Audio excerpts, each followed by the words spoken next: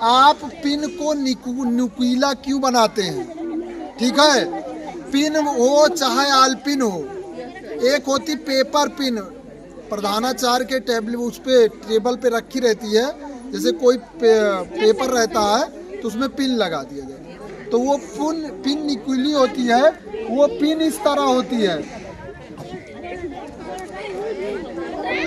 ये पिन इस तरह होती है। इसी तरह आप कील देखते हैं,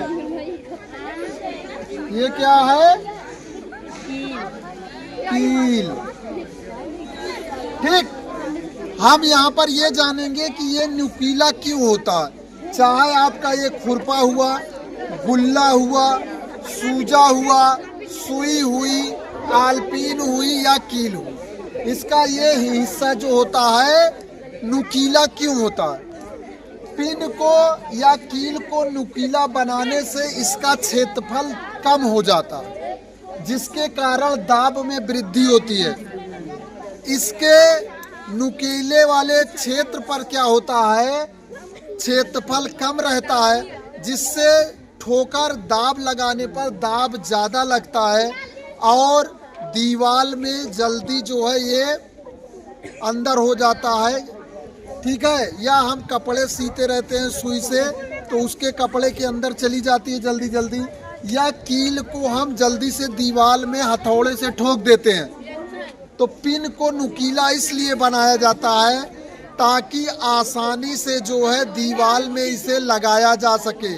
कील को, खुरपा, आप खुरपा देखिए चौड़ा होता है, थोड़ा रोको, खुरपा है, ऐसे आपको बहुत चौड़ा दिख रहा है ना, ये चौड़ा इसलिए है कि ज़्यादा से ज़्यादा घास काट सके, लेकिन वास्तव में ये वाला हिस्सा बहुत पतला है। आपने चौड़ाई इधर देखिए, चौड़ाई देखा, लेकिन इसकी लंबाई देखिए लोहे की बहुत पतली है। इसको पतला इसलिए बनाया गया है ताकि क्षेत्रफल कम रहे, जब हम पौधे या घास को काटें तो ये जो है बल ज़्यादा पड़े, दाब ज़्यादा पड़े, और जिससे जो है ये कट जाए। समझ में आया?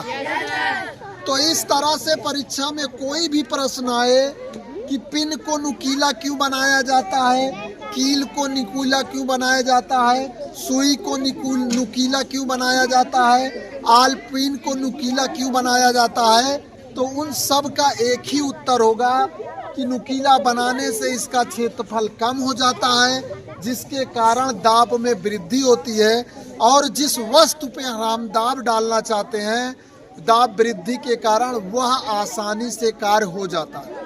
समझ में आया सभी के?